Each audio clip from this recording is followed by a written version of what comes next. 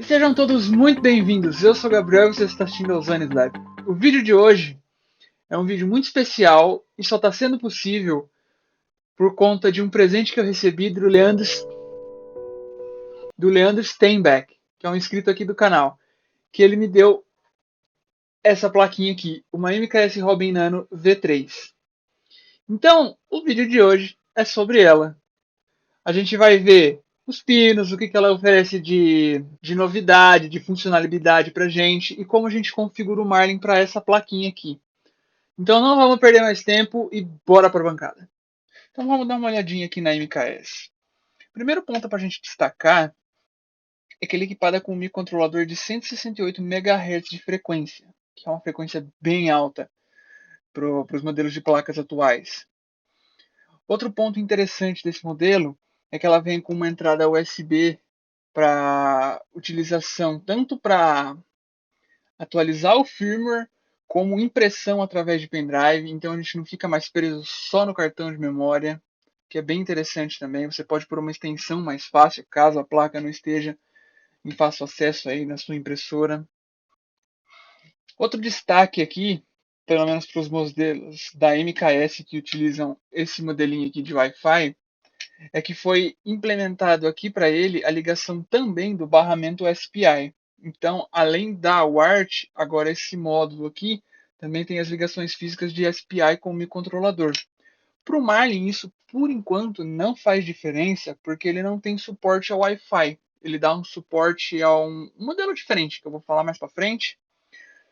Mas por enquanto, essa adição dos pinos SPI aqui não vai fazer tanta diferença para a gente.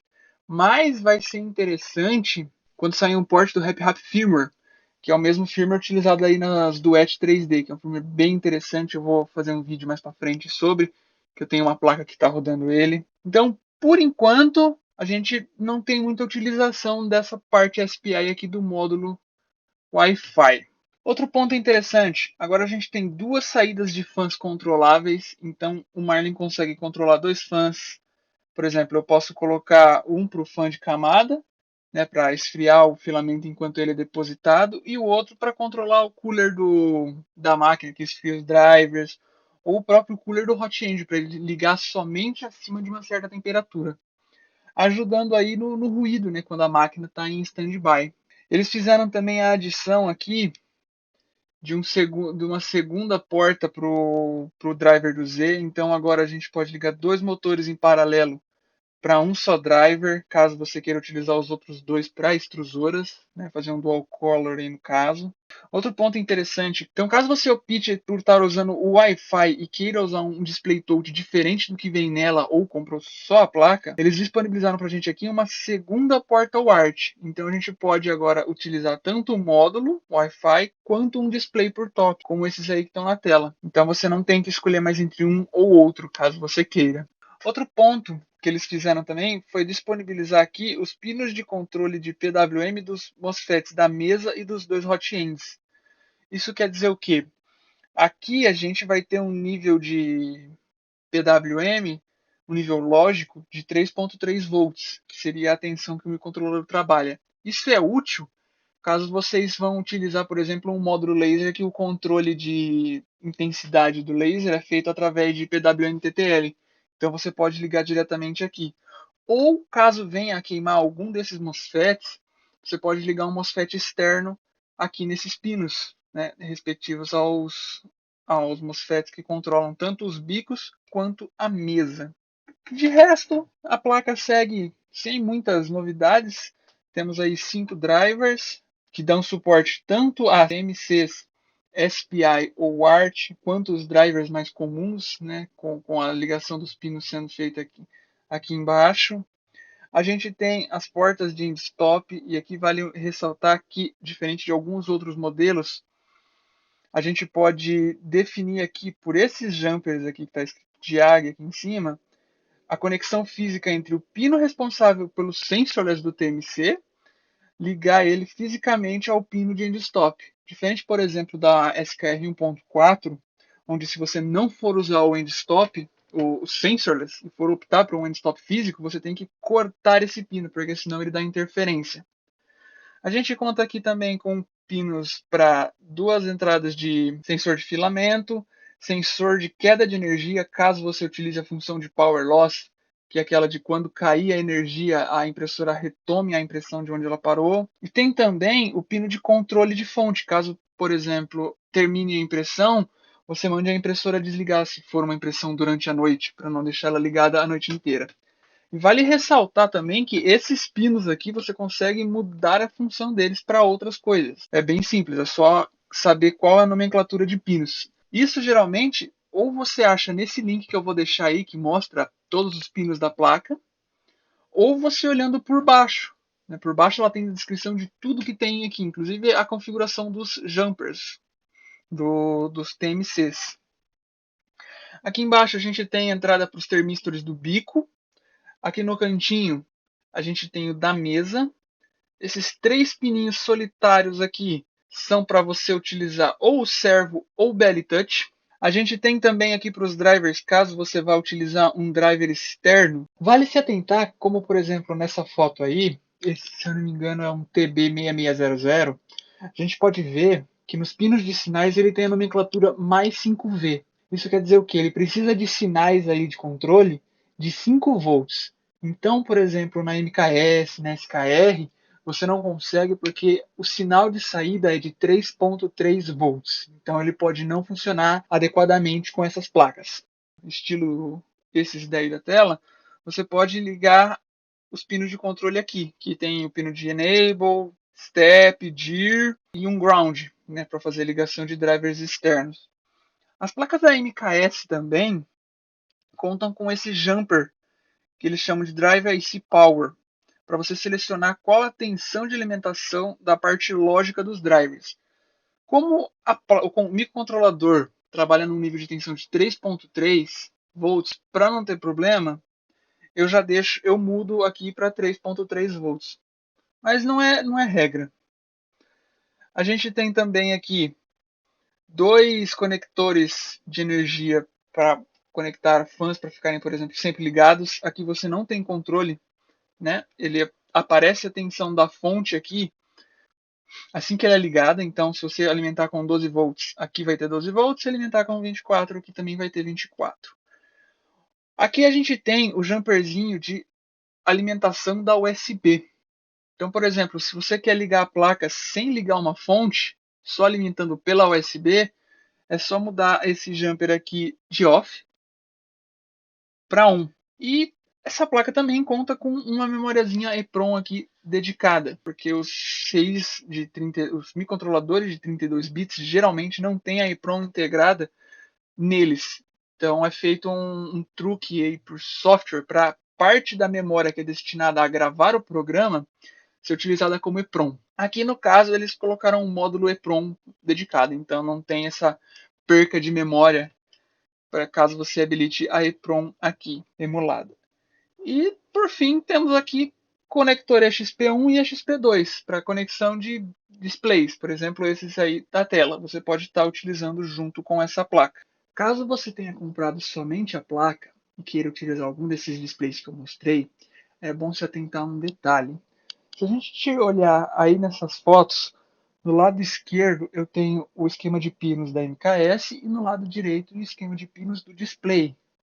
Como a gente pode ver, se a gente pegar a orientação pela essa cavidade que tem no conector da placa e no display, apontado por essas setas aí, a gente vê que o pino de 5 volts e ground na MKS está invertido em relação ao pino de 5 volts e ground no display. Então a gente tem problemas, o display não vai funcionar caso você coloque dessa forma. A gente tem 2 possibilidades para arrumar isso. A primeira é pegar uma faca e cortar esse dente no conector do cabo. Então a gente consegue rotacionar ele em 180 graus e ligar na placa. Ou, que nem nesse vídeo aí, a gente pode pegar uma faca e com muito cuidado inserir ela embaixo da capa plástica preta e vir forçando ela para cima, que ela vai saindo. Então você retira essa capa plástica, gira ela em 180 e coloca de novo. E então são essas 2 formas que a gente tem de resolver esse problema.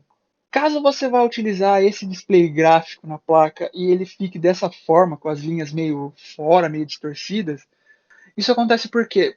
Por conta de problema de temporização para o envio de dados para o display. Então a gente arruma isso através dessas três linhas colocadas logo abaixo ali de onde a gente habilita o display gráfico. Como a gente pode ver, isso aí já resolveu. Você pode ir mexendo nesses valores de tempo e achando os melhores valores no caso também. De hardware, basicamente é isso, não tem muito segredo. Né? A gente tem a adição dos pinos de PWM-TTL, a entrada USB, a segunda serial aqui, então a gente pode utilizar tanto o módulo Wi-Fi em conjunto com um display touch. Então vamos lá para o Marlin para ver como a gente configura ela, o que a gente pode configurar, como a gente habilita e alguns segredos para o display que acompanha essa placa quando você compra o kit. Então aqui no PC a gente pode escolher entre dois Marlins. O Marlin oficial, certo? Então, se você for baixar, baixa sempre a última versão aqui, porque a 8.0 não dá suporte a NanoRobin V3, a 8.1 para cima já dá. E a gente tem uma versão do Marlin modificada pela MakerBase. Então esse Marlin já vem meio pré-configurado algumas coisas que precisam ser feitas para essa placa.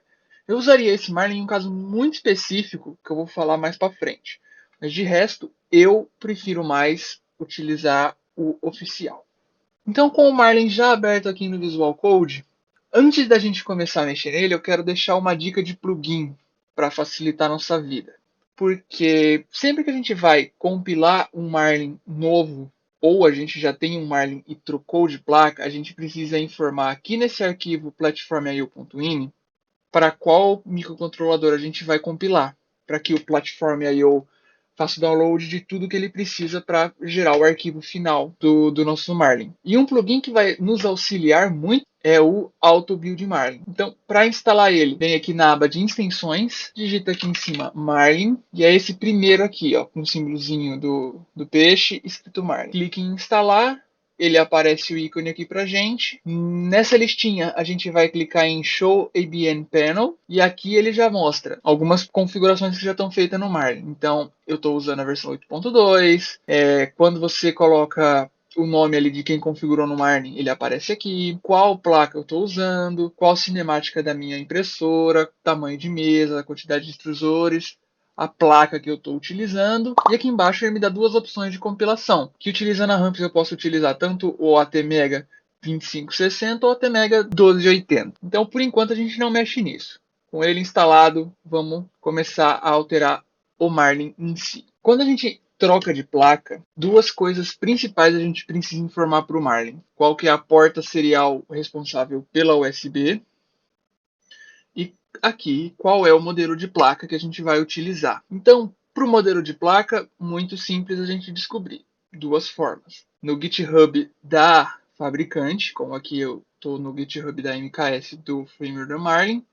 Se a gente descer aqui embaixo, ó, ele me fala aqui qual que é a porta serial que é utilizada, -1, e qual que é o modelo de placa aqui também. O segundo método de descobrir qual o modelo da placa é vir nessa pasta Source, Core, e nesse arquivo aqui, ó, boards.h. Aqui eu posso dar um Ctrl F e procurar pelo nome da minha placa, MKS Robin Nano V3. E aqui já está listado ele aqui. Como a gente viu ali, a porta é -1. Então, por que isso aqui é uma porta -1? Porque no caso dessa placa, o microcontrolador emula uma porta serial para a gente via USB. Então, é por isso que a gente coloca E-1 aqui. Aqui é a velocidade de comunicação da porta serial. Então, por exemplo, se você for comunicar com um LCD touch ou vai ligar pela USB, você tem que configurar essa velocidade de comunicação aqui. Porque como eu falei lá no vídeo TNC, como a gente não tem um pino de clock, a comunicação serial, nesse caso, funciona chamado de não síncrono. Então, ele é por base de tempo. Então você tem que informar a velocidade aqui e na outra ponta para que seja feita a transferência correta de dados. Então a próxima configuração aqui agora diz respeito ao fã de camada por enquanto não for corrigido no Marlin. Que é o que? A gente vai dar um Ctrl F, fan underline soft. E a gente vai vir nessa linha aqui, ó, define fan soft pwm. O que acontece se eu compilar o Marlin sem habilitar essa linha? O que acontece aí? De 0 a 49%, o fan não liga. E de 50 a 100, o fan liga a velocidade completa dele, como se estivesse em 100%. Então a gente não está com a capacidade de controlar a velocidade do cooler. Se eu descomentar aqui, a coisa já muda. Como a gente pode ver aí, eu já tenho um controle de velocidade do fan. Então, se você compilar o Marlin e ele não funcionar, tiver esse comportamento do primeiro vídeo, só descomenta essa linha aqui e tudo certo.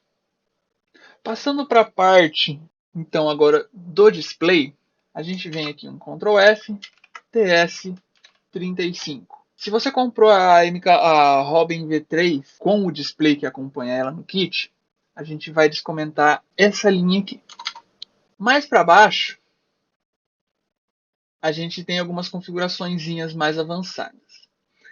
Esse display ele dá para a gente a capacidade de ter 3 modos de exibição. O TFT Classic UI ele emula o 12864, que é esse display que vocês estão vendo aí. Então a gente tem ali embaixo botões touch para você controlar ele, caso você não queira utilizar o encoder ou a funcionalidade do encoder. Já o TFT Color UI é esse que a gente está vendo aí. Ele é feito pelo Marlin, ele lembra um pouco o 128, mas mais orientado para esse display, com um gráfico um pouquinho mais bonito, mais orientado a touch, né? A gente não tem mais os botões ali embaixo, você consegue mexer nele por cima. E o encoder funciona normalmente nele. E por último a gente tem o LVGL UI, que é esse display feito pela MKS. Nesse ponto é onde que eu falei que é um caso que eu usaria o Marlin feito pela MKS, modificado pela MKS. Por quê? Porque caso você queira utilizar o módulo Wi-Fi com firmware feito pela MKS pro módulo Wi-Fi, a gente teria que descomentar o LVGL aqui e logo embaixo esse MKS Wi-Fi Module. O problema é, se a gente não utilizar o Marlin da MKS, modificado por eles, vai dar erro na compilação, porque eles alteraram os arquivos lá, mas não subiram para o repositório oficial do Marlin. Então, o Marlin aqui trabalha com uma versão um pouco antiga, que por enquanto não dá suporte para o microcontrolador que tem na V3. Mas se você quiser utilizar essa função do Wi-Fi, é só você utilizar o Marlin modificado pela MKS, sem problema. Mas caso você queira um Marlin mais novo, a gente consegue utilizar um outro firmware que eu acho um pouquinho melhor para utilizar no Wi-Fi. Eu vou mostrar ele mais para frente. Então, deixa eu comentar aqui. Eu particularmente prefiro a Color UI. Então, caso você queira a rotação do display, né, se você colocou ele invertido ou alguma coisa, é só selecionar uma dessas opções, descomentar o Define aqui e colocar no lugar do TFT No Rotation. Isso aqui habilita a rotação do display ou o espelhamento dele. E por fim, para funcionar o touchscreen, a gente tem que vir aqui nessa opção logo embaixo e descomentar isso aqui. Define touchscreen. Descomentou aqui, o touchscreen já passa a funcionar. Então agora eu vou mostrar para vocês como a gente pode utilizar aquele segundo fan controlável. Então a gente vai vir aqui agora no Configuration Underline ADV, que é a configuração avançada do Marlin. Então vamos supor, eu quero utilizar aquela segunda saída de fan ali que a MKS me disponibilizou para controlar o cooler do Hot End, para que ele só ligue acima de 50 graus e abaixo de 50 graus ele desligue. Dá um Ctrl F aqui, E0 underline alto. Ele vai vir nessa linha aqui. Aqui a gente vai definir, caso você tenha mais de um Hot End e tudo mais, qual pino vai ser o de controle para o fan do Hot End. A gente vai vir aqui e coloca fan in underline pin, tudo maiúsculo e pronto. Caso você queira configurar a temperatura ou a velocidade em que o fan roda enquanto ele estiver ligado, é nessas duas linhas aqui, Extruder Auto Fan Temperature e Extruder Auto Fan Speed. Então vamos para um outro ponto agora. Digamos que você está igual eu, utilizando apenas um Hot End. Então está te sobrando ali o MOSFET que seria para o segundo Hot End. A gente pode definir ele para controlar um cooler para funcionar junto com os motores, né, para esfriar o driver de motor de passo enquanto ele está sendo utilizado. ou caso você queira acionar um LED, colocar uma fita LED branca ali para você ver dentro de um case que você esteja usando. Caso você queira utilizar para o cooler dos drivers, a gente vai para cima aqui. Aqui em cima onde está Define User Controller Fan, a gente descomenta, vai descomentar também Controller Fan Pin, e aqui a gente olhando embaixo da placa, a gente vai ver qual é o pino do microcontrolador que faz o controle dessa MOSFET. Então dá para ver ali que é o PB0. Então eu venho aqui, apago o -1, coloco PB0. A partir de agora, o pino de segundo hot end ali controla o cooler. Caso você queira editar Controller Fan Editable, ele vai te dar um G-Code M710 e habilita também um menu no LCD. Tá, não quero controlar o fan para o driver, quero controlar uma fita LED. Como que a gente faz?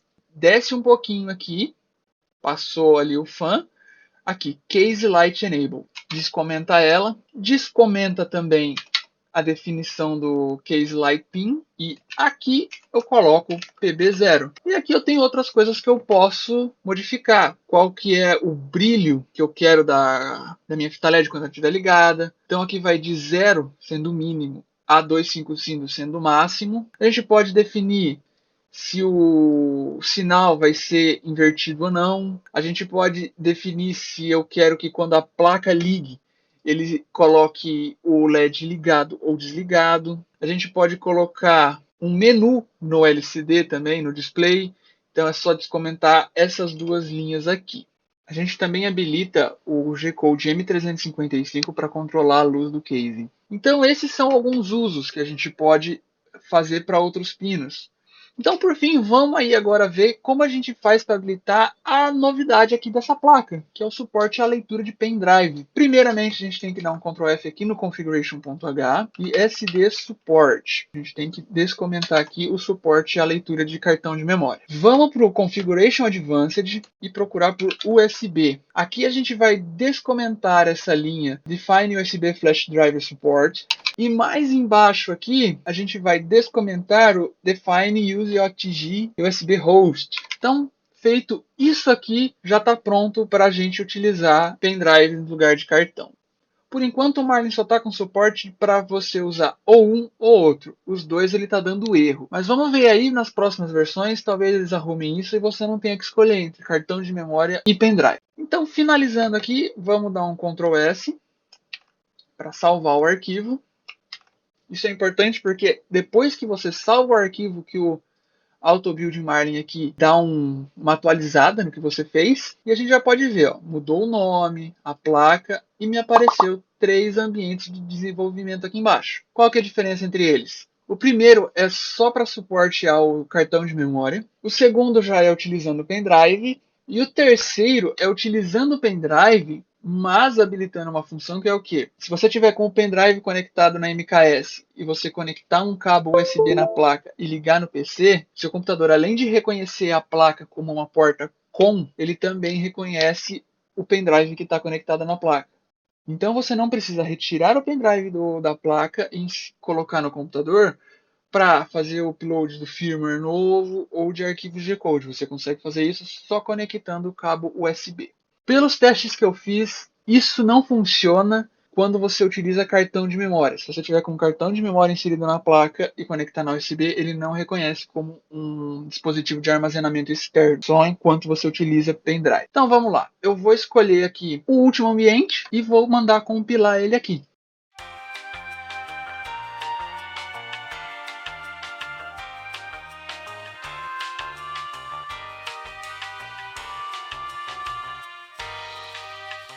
Compilou aqui, vamos pegar o arquivo para jogar para o cartão ou pendrive. No caso das placas da MKS Robin Nano, tem uma peculiaridade. Para a gente achar o arquivo, a gente vai vir aqui na pasta PIL, ele vai ter essa barra build, a gente vem no que a gente compilou, MKS Robin Nano V3, USB Flash Driver, MSC.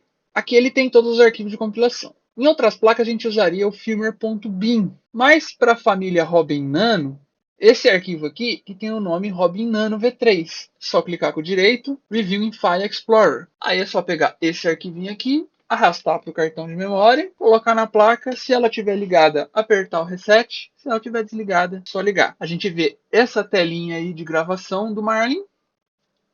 E pronto. Agora, caso você tenha compilado utilizando o LVGL, além desse arquivo Robin Nano aqui, a gente tem que copiar essa pasta Assets, que é gerada, que é onde está todos os ícones utilizados pela interface. Então, copia os dois e joga no cartão. Ele vai atualizar tanto o firmware quanto os ícones na placa. E se você for utilizar o Wi-Fi com o firmware da MKS, então é o Robin Nano V3, a pasta Assets, e a gente vai baixar o firmware do Wi-Fi.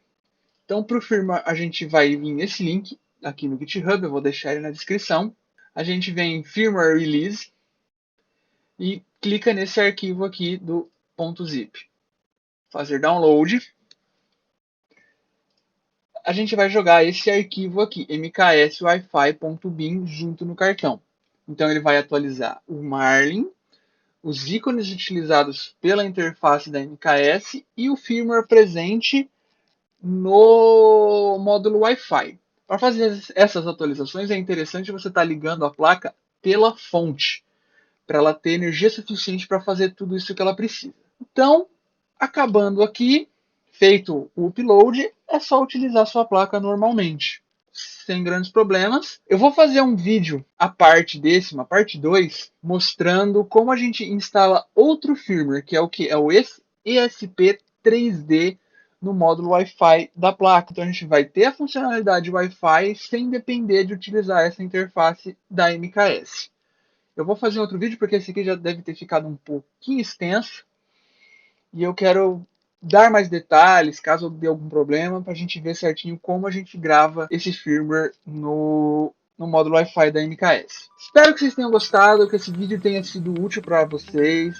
Aqui eu abordei o básico do Marlin para a gente configurar para essa placa. Um vídeo sobre configurações básicas do Marlin, o que elas fazem, como a gente pode ter uma noção de como arrumar isso, eu vou estar fazendo em breve.